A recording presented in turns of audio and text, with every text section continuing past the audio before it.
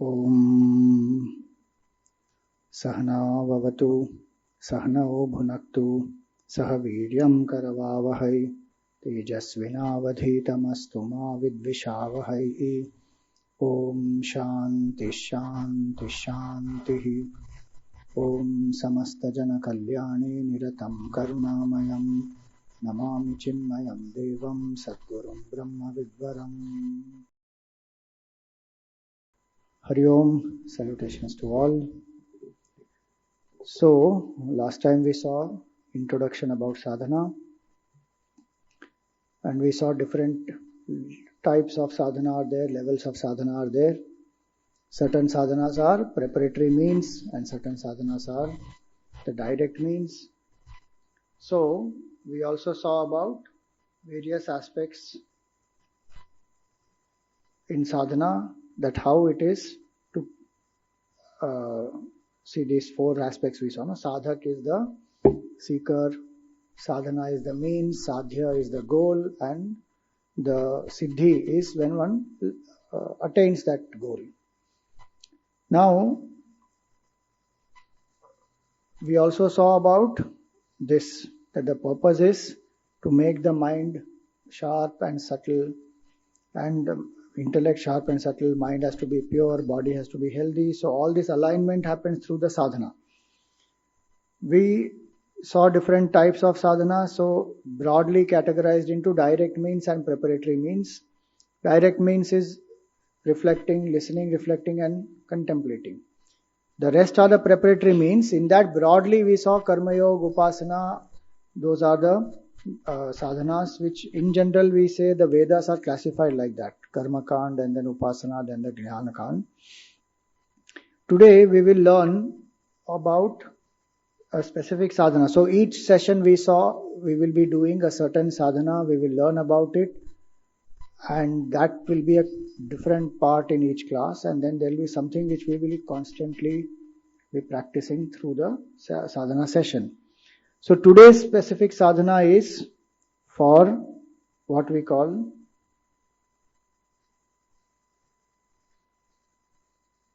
the spiritual diary. This is, see, as a seeker, what we are trying to attempt is to live consciously. When we don't live consciously, that is where the ego rises, that is where we get overwhelmed by emotions, we don't have the clarity. So a seeker is trying to live every day in a conscious way. What happens to us is through the day, morning to evening, when we are going through various things, we go through experiences. Sometimes the mind goes through ups and downs, emotions, happiness, sadness, anger, sorrow, love, all that comes and goes. And by the end of the day, one is tired, exhausted, one just goes back to sleep. Again morning starts, again the same routine starts. So sometimes we don't have enough time to do introspection, to think about what I want to achieve, how did my day go, where can I improve. Many of those don't happen. Sometimes it happens, sometimes it doesn't happen. So in sadhana, what are we trying to do is become conscious every single day. And if certain factors we monitor every single day, we will understand a certain pattern of behavior. When we see a pattern of behavior, then we know whether we want to encourage that pattern or we want to discourage and break that pattern. Anything that is measured, when we measure something, then it becomes easier to progress. If it is not measured, it goes on very unconsciously. Somehow it will happen, something will happen. But if we measure, like suppose we say I have a goal, I'm giving a simple example, I want to reduce weight, let us say. Now that's a very general statement, I want to reduce weight, I want to become more healthy. But if you say that no, I want to lose weight by 5 kilos in 3 months time, let us say. Now you can measure that. Now for that, what do I have to do? So I will say that, okay, what is my full calorie intake for the whole day? What is my calories expenditure? How will I ensure that calorie deficit happens? That's the only way to lose weight. No amount of exercise by itself can make me lose weight if I am not, conscious of the calorie. Then I start becoming conscious of that. So when earlier I was eating anything at any time, then it was not measured also. So I did not know how much calorie I am taking in, what is happening, why am I putting on weight. And then we have all types of things which people tell us. सुबह उठ के गर्म पानी पियो, नींबू और शहद डाल के खाली पेट, and you will definitely lose weight. People do that also, but they don't bother about calories. They are eating as much as before. How it will lose weight? One will not lose weight because one is not conscious. The same thing now when I become aware, I become conscious. I start measuring. They give the cup. The dietitian, they give cup, 200 ml, 100 ml, everything is measured. And you should eat that 1500 calorie diet. Along with that, you ensure this exercise you do, this is the way you deal with. So it will lead to calorie deficit and you will lose weight. Now it has got measured and consistently I have to do. And on some days, but there also they'll tell you to write. What did you eat full day? What time did you eat? And based on that, they'll calculate how much calorie. See, that is for a simple thing like weight loss. We are trying to do ego loss. We are trying to do vasana loss. And if we are not careful, instead of loss happening, what will happen? Gain will happen. Ego gain will happen. Vasana gain will happen. Karma gain will happen. That's what we are doing, no? Instead of actions being such that our karma becomes exhausted, vasana becomes lesser, our actions are increasing all that. So how do we become conscious? One of the methods is spiritual diary. Another method is introspection. There are different methods by which we can become more conscious, more aware. So today we will learn about a spiritual diary. This is a very nice sadhana to do. Nowadays it has become very popular. A lot of people say journaling. I am doing journaling. And people also who have some challenge, mental health challenges, etc. also are told you do journaling. Because sometimes if one doesn't have somebody to share or one feels lonely or all that, then one writes. So you write, express, don't hold it back inside. So journaling. So spiritual diary has to be kept. See, we are going to share here a few factors. Now you can add as many factors as you want. You can reduce some factors from this. This is only one suggestion. Gurudev has written beautifully about the spiritual diary and he describes some 20 factors. In this book called Meditation and Life, you will find it is there. And based on that, we are sharing it here. So what is a spiritual diary? So in a regular diary, we go through, we write what we want to write. Each one can choose what they want to write, their experiences or, something what they achieved or how they felt. Whatever they want to write, they write, pour it out. In spiritual diary, our purpose is spiritual growth. And spiritual growth does not mean growth only in spiritual field. Spiritual growth means the holistic growth. Body, mind, intellect, everything. As a person, how am I growing? What people say nowadays, to be the best version of yourself. To be that best version, I have to grow consciously. And growing consciously means very two simple things. Increasing the positivity and reducing the negative. Strengthening our strengths, weakening our weakness. Generally we do the opposite. We strengthen our weakness and weaken our strength. So a spiritual diary is for holistic growth and a spiritual diary is to measure certain factors to identify which areas I am doing well, which I can strengthen, which areas I need improvement and I can work on it and that way grow consciously. So now what are the factors which we will measure? See, Gurudev writes in his spiritual diary article there, he says, the spiritual diary also should not become a habit. Meaning it should not become a mechanical process. It should become a commitment So suppose one says ki I will take up writing spiritual diary for 30 days. And every single day, sincerely, I note down whatever factors I decide, I write. I don't miss it out or I don't let it go. But at the end of, let us say, whatever days it is, 15 days, 30 days, I also observe, measure, make changes in what I want to do in my behavior. Then that spiritual diary has served its purpose. And if I want, I can stop the practice after 30 days, live that conscious way of life, whatever those factors are, I ingrain them in my daily living. If I feel again I am slipping down, again start that after some time. So he doesn't recommend it to be done forever. There's nothing wrong in doing it forever, but the idea is, he says, don't make it a mechanical, habitual thing where then it just noting it down mechanically. It is not meant to be that way.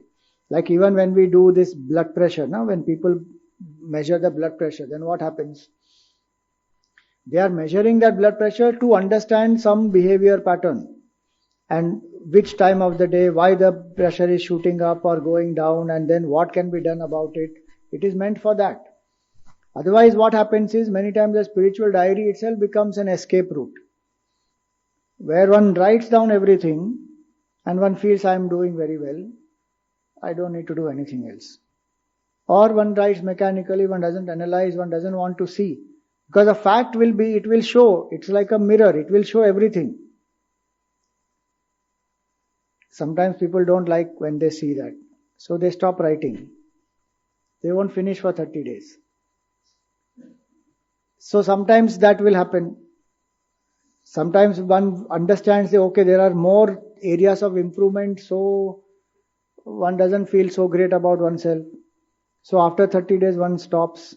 So how I process it is my freedom. The objective must be clear. It is for self-improvement. And definitely it is not fault finding. It is not to make me feel lesser about myself. It is to make me live consciously. So now what are the factors? First factor, very simple, time of waking up. When do I get up? You know, it's very interesting. Some people have that tuning, training, where they sleep at a time and get up at a time. It is very disciplined. Some people don't have that. Any time one is sleeping, any time one is getting up, each day is very different. There may be factors responsible for it. We don't say anything wrong or right about it. But what time do I get up and how many hours of sleep did I have? Nowadays there are apps also available for this. Sleep app. You keep the phone and you sleep, and it will track your sleep and the quality of sleep and how much time you had deep sleep, how much was REM sleep, all that it will track. Are you aware of that? There are nice apps available. So that is one. Why this is important? See, time of waking up, if we want to do spiritual sadhana, the best time is no doubt Brahma Muhurat. Brahma Muhurat is 2 muhurtas before sunrise, meaning 90 minutes before sunrise. That is the best time for spiritual sadhana. Lots of vibrations in the atmosphere, sattvic vibrations, plus our circadian rhythm is according to the sun. So the earlier we sleep, the earlier we wake up, much better for us. And so, time of waking up. Also, time of waking up will tell us how early did I sleep, so what was I doing in the night. In our culture, the day is divided into 8 prahars of 3 hours each. So 3 to 6 in the morning, full of sattva guna. 6 to 9, little lesser sattva guna. Then 9 to evening 6, full time for rajoguna activity. In that 3 prahars, 9 to 12, 12 to 3, 3 to 6. Then again evening 6 to next day morning 3 o'clock. Tamas increases slowly. So they gave us a certain cycle, especially here we are in a tropical country. In other places that things will change as per their location, but tropical country it will be this, that early morning if we wake up, it is the best time to do anything creative where it requires quiet, and what we call the head start for the day happens. If you see the scriptures, it will say that we should wake up before Surya Narayana, before Surya Asta, which is why Brahma Muhurat is said, 2 muhurtas before Suryodaya. And we become ready, do our daily sadhana, and then welcome Surya. Swamiji, today we welcome Chandra nowadays. Surya we don't welcome because we are sleeping at that time. Whatever, we are working in a shift because we are having some work with the USA people and their timing, our timing. There are so many reasons. But anyway, waking up time, if it can be standardized and it can be done early morning, the ideal that is. Otherwise, whatever time one wakes up, that is one's freedom and circumstances, whatever they are. So measure that time of waking up. And if I want to wake up earlier, suppose I am used to waking up at 7. Now I want to wake up at 4. I should not do that at all. I should wake up at 6:30 for 5-7 days. Then wake up at 6 for next 5-7 days. Then another half an hour, 5:30. Then 5. Then 4:30. Then 4. It will take some time. Slowly one has to do that. So time of waking up, number of hours of sleep. For each person it may be different. But between 6 and 8 hours is the best. Then comes the first 1 hour.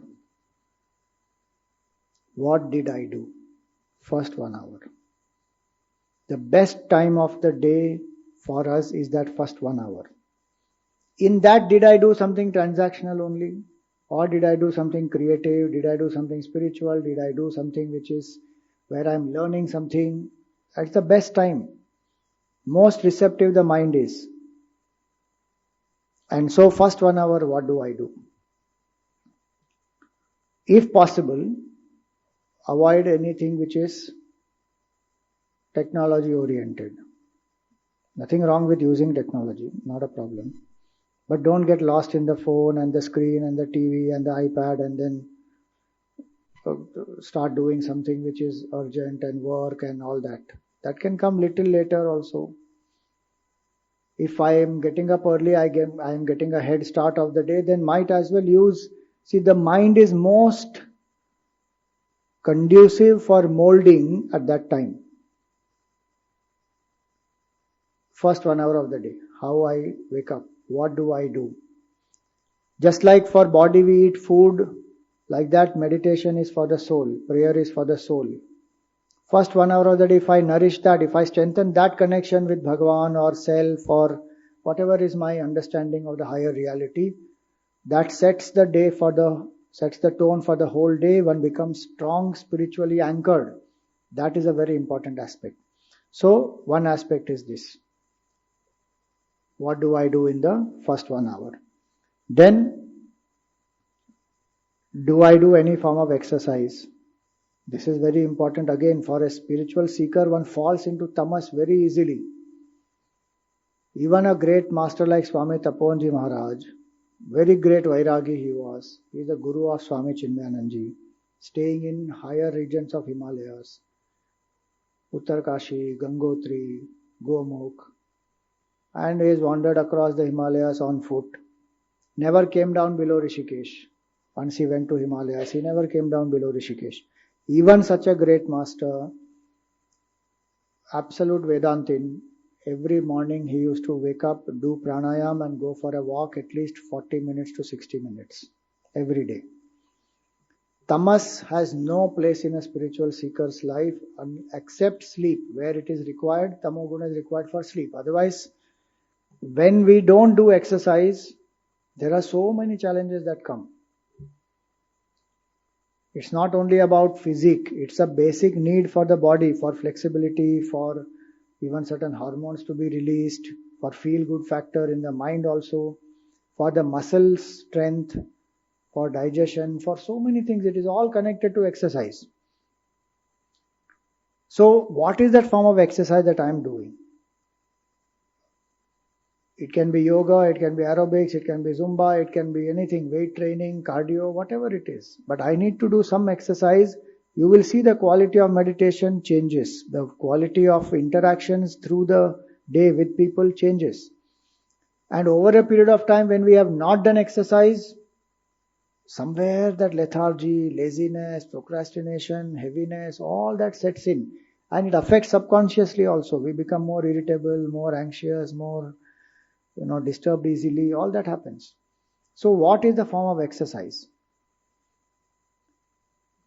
See, some Mahatmas are beyond the body identification and they have done such deep levels of sadhana that at certain times when they have done all that, then they have gone beyond, then they don't need, we can't give those examples. So what is the form of exercise I'm doing and how much time in a day? So did I do minimum 20 minutes in a day of exercise? I should measure that. Fifth one is time spent in japa or meditation. Do I chant a mantra? Do I do any form of meditation? This can all be done in first 1 hour also. In 60 minutes I can do 20 minutes of exercise, 20 minutes of meditation, 20 minutes of japa, whatever I want. But did I do that? If one says, no, I want to do it in the evening, your choice. But did I do in a day some amount of japa? And how much, if we want to measure, you can also measure the quantity of japa. Suppose I say that I want to do 1 mala of 108 or 2 malas of 108. Did I do that every day? If I am able to do that, whichever day I don't manage to do japa, suppose today I don't do japa, 1 mala is my quantity, suppose. Tomorrow what should I do? How many malas should I do tomorrow? 3 malas I have to do. Why? Tomorrow is 1 for tomorrow, 1 for today which I didn't do, 1 for prayaschitta for not doing. Otherwise the mind will again take it easy and say, नहीं आज नहीं करेंगे, I am tired. I think अंदर से मुझे भाव नहीं आ रहा है, कल करेंगे. Consistency is more important. See, this one beautiful point about spiritual diary is, between motivation and consistency, if I have to choose something, I should choose consistency. Because consistently if I do, motivation also will come. If I keep waiting for motivation, I will be very erratic. Some few days I will do, after that I will not do. To precisely figure out that pattern and also to break that pattern, spiritual diary is maintained. When I have to write at the end of the day that japa did not happen, 0. Next day, 0. If I see that 5 days, 0, 0, 0, 0, my God, what is this? That means my mind is not being consistent in this sadhana. It will pinch. Then why did I not do? No, I was browsing something, I was busy doing something, I wasted away that time and then I had other things to do, so I didn't do. One will figure out, oh, this is the reason why I couldn't do. So sadhana is that to become aware. Otherwise the mind is taking us for granted. Happily it is taking us for granted. So quantity of japa. Don't keep it very big also and don't keep it too small also. Don't say I do japa 11 times every day. You start with 11 if you want to, but one should minimum do it at least 108. So, what is the quantity of japa? Number of malas, right? Then, 7th is study. What am I studying right now? Is there one scripture? Just at least one. Minimum one scripture.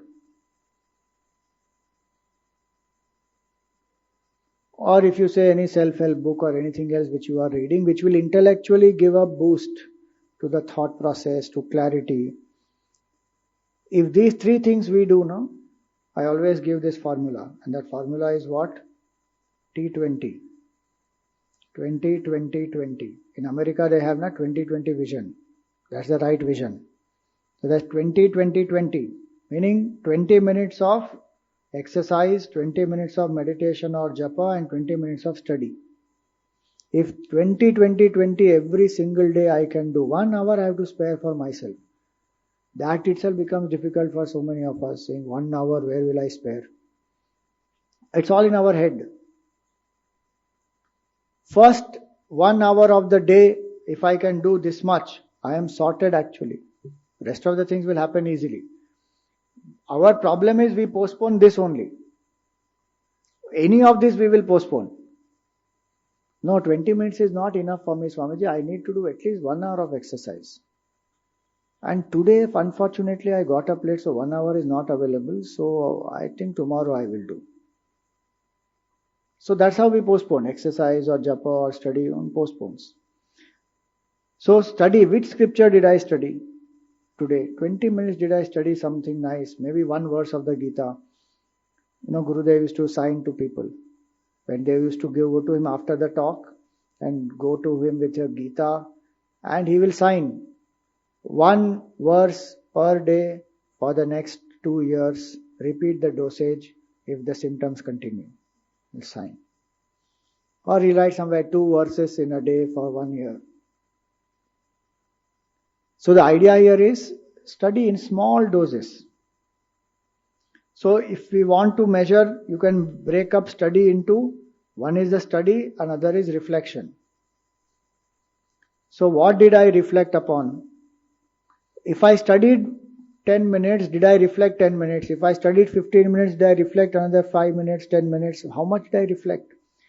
Because what we study is one, but if we don't digest it, in our Subhashita it is said that the food that is not digested becomes poison, becomes toxin. Same way, knowledge that is not digested, it remains only information, it doesn't transform the life of person. Anabhyase visham vidya, ajirne bhojanam visham. In fact, it says that the knowledge which is not digested is like poison. Anabhyase visham vidya. And if I have not applied that knowledge, it has become poison. So, how much did I reflect? So that was the 7th factor. 8th factor is, if you want to write instances, you can write instance, or you can write a count of positive interactions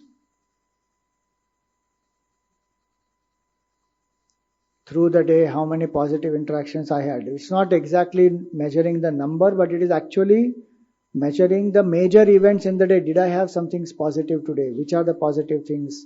1, 2, 3, 4. When did nice positive things happen? Right. 4 instances of positivity. It need not be something big. It can be something small also. You gave a nice compliment and the person felt happy. Very good. Positive instance. You did something, you felt good, I learned something new. Positive instance. How much positive reinforcements we have had through the day. Because many times the mind is not aware of that. It takes it for granted. So how many positive interactions did I have today? How did I feel happy, inspired, motivated? All those. And then count of the negative. In the sense, some instances of anger or greed or jealousy or fear, like that it goes. Or even just general agitation, I'm disturbed, depression, whatever it may be. If you want to measure each one separately also, you can measure. Today how many instances of anger I had or insecurity I had. Same way you can do how many instances of kindness, compassion, love, truthfulness, happiness. It depends on us what we want to measure. But we have to measure both, positive and the negative. And then we will understand. Because what happens is positive we don't strengthen, and negative sometimes we justify, or we go on condemning ourselves for the negative. Not seeing that in a day if I got angry 3 times, I also had 8 instances of positivity. I have not noticed that at all. So my view about myself also is very warped.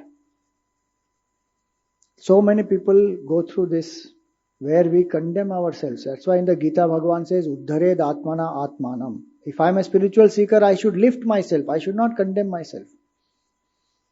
So, count of the negative. And when we do this count of the negative and the positive, for positive, I feel grateful, I feel happy. For the negative, I accept, okay, this was wrong, this is negative. Then I can improve. I don't justify it. 10th one is verbal itches. How much is my gossip and how much is my encouraging or positive speech? Vain talk, gossip, backbiting. Did I engage in all these today? If I did, why? Because gossip is something which brings a certain type of a kick. I feel good by putting somebody down. Why do I feel good putting somebody down? Because I don't have something within my mind to feel good and strong. So I need to pull somebody down. So instances of gossip. Gurudev specifically says about this, that how many instances of living up to brahmacharya and how many of failure in brahmacharya. So brahmacharya here means, in his definition, brahmacharya means moderation in everything. How much moderation did I engage in and how much did I break when I went into the extremes? It can also be specifically brahmacharya in terms of conserving vital energy. How much did I conserve? How much did I lose? And it depends on each person's stage of life, what they want to achieve, how much they want to conserve that energy, what they want to do with it. So there is no standardization. Everybody has to follow one thing. Each one has to do as per their role in life, stage in life. But brahmacharya, when we conserve, vital energy when we conserve, then there is enough strength for doing sadhana. One of the most important aspects is brahmacharya. So he asks to measure that. Silence. In a day, how much time I could spend in silence? Swamiji, there is nobody to talk only in my house. My whole day only is in silence. Or there are people to talk, but each of us are in phone, absorbed in phone, so we don't talk. This is about the ability to remain quiet, silent, consciously, especially speaking energy, conserving speaking energy. And so, what do I do in that silence? How do I spend my time? That is important. It's not just shutting up the speech. Am I doing something creative, engaging myself? Am I feeling good about that silence? Or do I feel compelled and restless to talk and I need to go on talking? So, some amount of silence. If you want to measure today's age, what we have? Screen time. Definitely measure screen time. Because this Instagram and the reel culture and shorts and all this talk, one goes on scrolling and 1 hour gone, huh? Especially night time. After whole day's hard work, one wants to relax and one is seeing some reel. 10:30 it is already, one should have slept, but 1 hour gone, it is 11:30. So screen time. Each one has their own level of screen. Suppose somebody's job only is a social media marketing they have to do, then that's not the screen time we are referring to. We are referring to the other type of screen time where I am doing it for recreation or enjoyment, etc. So how much screen time? How much family, friends time? Did I speak to my family? Did I interact with them? Did I have quality conversations? Did I spend, if not on a daily basis, at least on a weekly basis, am I able to balance? Otherwise one gets isolated from each other. There is no bonding, there is no connection. Even basic communication is happening through phone. Come down to eat. Arey, the child is up in the other room.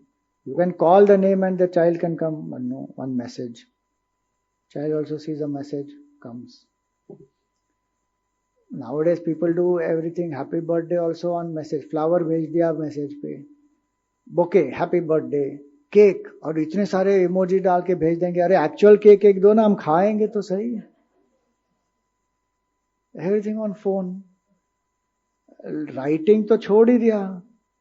Who writes greeting cards and sends now? Everything on phone. भेज दो. Personalized, that touch. Especially small children when they are there. Do we spend time with children?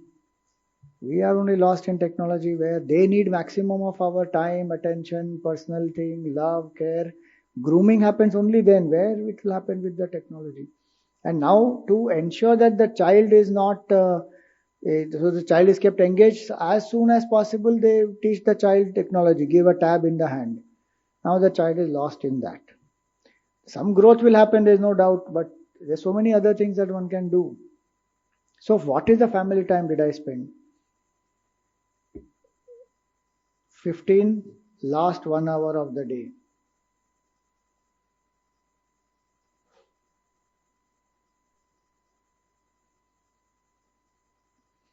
What did I do in the last 1 hour?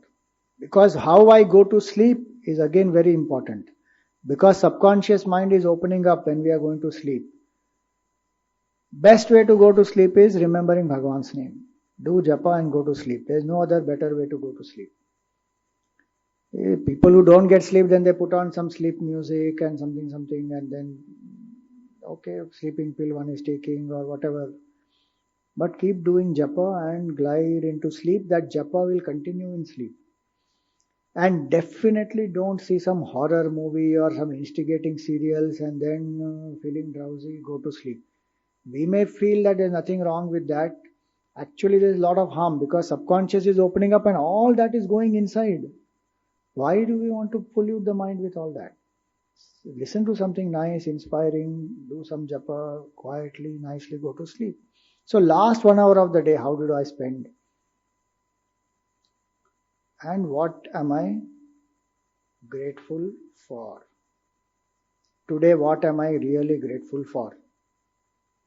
Which is the highlight of my day. It may be 1, 2, 3 things, but I really feel grateful and I thank Bhagavan for that. 16 factors if we measure. See again, this is, as I said, it's in general what I have shared. You want to add any other factor, you please add. But if this I put down every single day, measure all these, then I will know that where am I consistent, where I am not, what are the factors, how do I change. That is how consciously one will grow. So that is about the spiritual diary. And if one can do this, it will bring not only conscious change in us, it will bring more of what we call the strength. One feels good about oneself, one is evolving consciously. Also one will then know which are the areas I need help, which are the areas I am doing well. So it becomes easy, like how we do regular, nowadays they do health monitoring, no? They all the parameters, they will do full day checkup, all things, lipid profile and whatever, they will measure.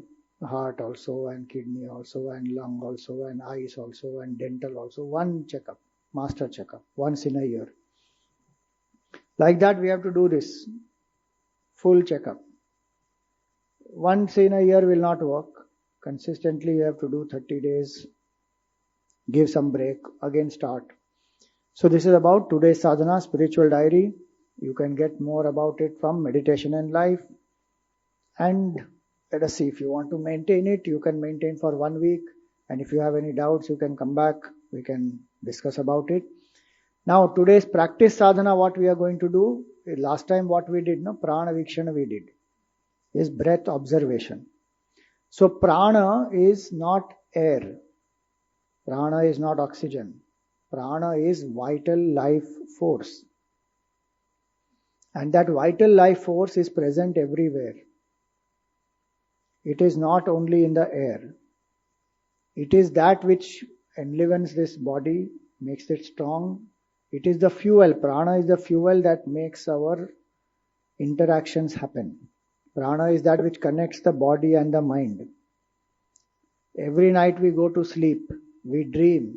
We go out of the body, we travel many things. But why do we wake up in the same body? Have you thought? We actually do astral travel in the night, each of us. We travel. Swamiji, I thought we were only inside our brain, only imagining something. That also happens, and we also go out and travel, see places, come back. How do we wake up in the same body? Because the prana is the thread which connects the subtle body with the gross body.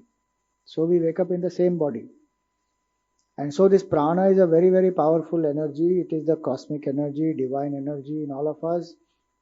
And we get it from all the 5 elements. From food we get the grossest level of prana. Subtler than that, in water there is prana, in air there is prana, in sunlight there is prana, and in the atmosphere, in space also there is prana. So what we eat, how much water we drink, how much exposure to sunlight we get, how much we are able to have upvas, and how much air we are breathing, how we are breathing, all that will affect this body.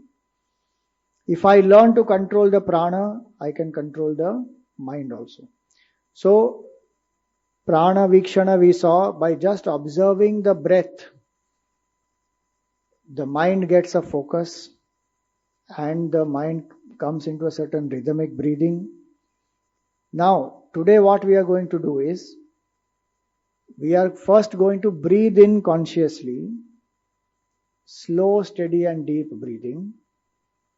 And we are going to exhale also, slow, steady and deep, fully. But when we breathe in, we are telling our mind, I am breathing in strength, purity and love. When we exhale, we are letting go weakness, impurity and hatred.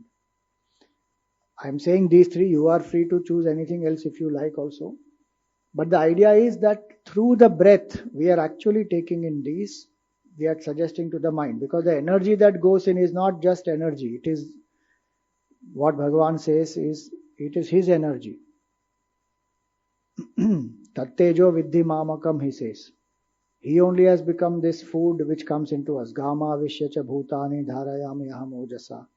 Ushnami cha aushadhi sarva somo bhutva rasatmaka. He has become this energy that enters the earth. He has become the sun, he has become the moon, and through that he nourishes the food. And he only is the fire in our belly. He is the pranavayu all around us. Everything is appearing from the divine. It's a divine energy in all of us. We treat it only as some air, breathing in, breathing out. No. It is a cosmic energy. And that energy purifies us, strengthens us, is the bhav which we have, and it will do that. Depends on how we use that energy. So today we will do that process where we will consciously breathe in, tell this to ourselves and feel that I am becoming stronger. So I am breathing in strength, purity and love. My body, my mind is being filled with this. And when I am exhaling out, I am saying I am letting go of any weakness, any impurity and any hatred. So that we will do, and last few minutes we will just observe the breath then. So prana vikshana and this prana with auto suggestion is what we will do in the next 10-15 minutes. Hari Om. I hope the podcasts are inspiring and enjoyable. I'll be very happy to have your comments and your likes. Don't forget to click the follow button for updates on all our upcoming podcasts, and do share this with as many people as possible. Thank you. Hari Om.